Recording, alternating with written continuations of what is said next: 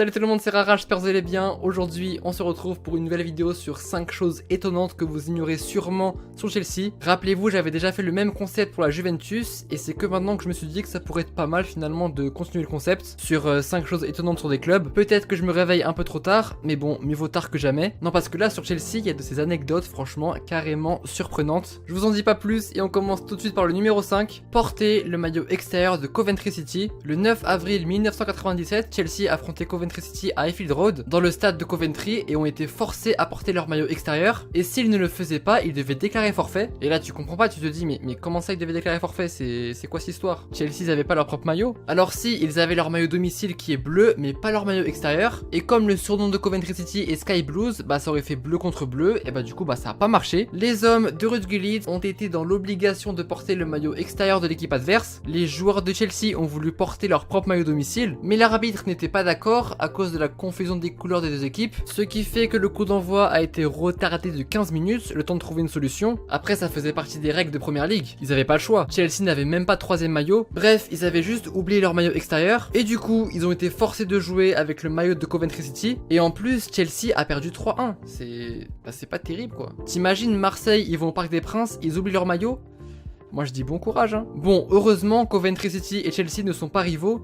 T'imagines Reus avec le maillot de Schalke? Ah non, je peux pas imaginer, Numéro 4, le record de Fernando Torres. Là par contre, c'est une chose étonnante, mais stylée, très stylée même. Fernando Torres a établi un record à Chelsea, celui du plus gros raté contre Man U, oui ça on sait, mais également c'est le seul joueur de l'histoire du football à avoir marqué dans 7 compétitions différentes en une saison. Ainsi, lors de la saison 2012-2013, il a marqué en Première League, Community Shield, Ligue des Champions, Coupe du Monde des clubs, FA Cup, Europa League et la Coupe de la Ligue anglaise. L'ancien record était celui de Pedro, lui aussi joueur de Chelsea, qui avait marqué dans 6 compétitions différentes en 2009. Torres aurait pu élargir son record en marquant en Super Coupe d'Europe. Il aurait marqué dans 8 compétitions différentes, mais quand même, marquer dans 7 compétitions différentes en une saison, c'est très très fort. N'empêche, cette saison-là, Chelsea avait disputé beaucoup trop de compétitions, un record qui sera donc assez compliqué à battre. Numéro 3, un match au cercle polaire arctique. Lors de l'ancienne compétition Coupe d'Europe des vainqueurs de coupe en 96-98, Chelsea était tombé sur Tromsø, une ville du nord de la Norvège se situant au nord du cercle polaire arctique. C'était les huitièmes de finale, le match aller a eu lieu donc en Norvège le 24 octobre 97, la même année où Chelsea a dû porter le maillot de Coventry. C'était vraiment une année spéciale pour les Blues. Le club norvégien était clairement avantagé pour le match aller en fonction du climat, vu que ils ont l'habitude de jouer dans la neige contrairement à Chelsea. Les conditions de match n'étaient clairement pas en l'avantage des Blues, et ça s'est ressenti sur le score, défaite 3-2 des Blues. Il neigeait énormément lors de ce match, et la rencontre a dû être interrompue de nombreuses fois, car on n'apercevait plus les lignes du terrain. Le terrain glissait, heureusement que John Terry n'était pas encore là. Déjà que sur la pelouse il fait de la patinoire le pauvre, alors imagine en Norvège, c'est waouh. Gullit était très en colère des conditions dans lesquelles son club a joué, et pour le match retour à Stamford Bridge, ils se sont vengés, victoire 7-1 pour Chelsea. Ancienne compétition qu'ils ont d'ailleurs gagné en finale contre Stuttgart, sur un score de 1-0 avec un but de Zola. Numéro 2, premier club sans britannique dans le 11. En effet, Chelsea est le premier club de l'histoire de la Première Ligue à avoir aligné un 11 sans joueurs britanniques. Alors de nos jours c'est pas vraiment surprenant de voir un club de Première Ligue avec 11 titulaires non britanniques, mais à l'époque ça n'existait pas. Durant le Boxing Day de 1999 contre Southampton, l'entraîneur des Blues Gianluca Vialli a mis un 11 de départ sans britannique. Le voici pour ceux qui sont intéressés. Il y avait les deux champions du monde français, Deschamps et Franck Leboeuf. D'ailleurs quand la compo a été dévoilée, il y avait masse de journalistes et de photographes qui sont venus sur le terrain, parce qu'à l'époque c'était un truc invraisemblable, alors que maintenant personne ne fait attention à ça. Et enfin, numéro 1, Chelsea a été vendu pour 1 livre sterling. Tu l'as vu sur la miniature, ça t'a peut-être étonné, et c'est sûrement la raison pour laquelle t'as cliqué sur la vidéo. Mais oui, je sais que ça peut être choquant, voire invraisemblable qu'un club comme Chelsea soit vendu pour le prix de PES 2003 en occasion. Limite le club est parti sur FUT et a fait vente rapide, je sais pas, mais c'est surprenant. Laissez-moi vous expliquer. En 1982, Chelsea était très endetté et ne pouvait rien faire, ne pouvait plus payer ses joueurs. C'est là qu'un investisseur au nom de Ken Bates est venu acheter le club pour 1 livre sterling, alors qu'il était endetté d'environ 1 500 000 livres sterling. Il a entre guillemets sauvé Chelsea. Sous sa direction, le club s'était renforcé. C'est également grâce à lui que le club a gardé Stamford Bridge, car le club était menacé de voir son stade retiré. Ah oui, également Ken Bates avait pour plan d'installer des barrières électrifiées autour du terrain pour éviter que des supporters envahissent la pelouse, mais son projet a été refusé par la Première Ligue.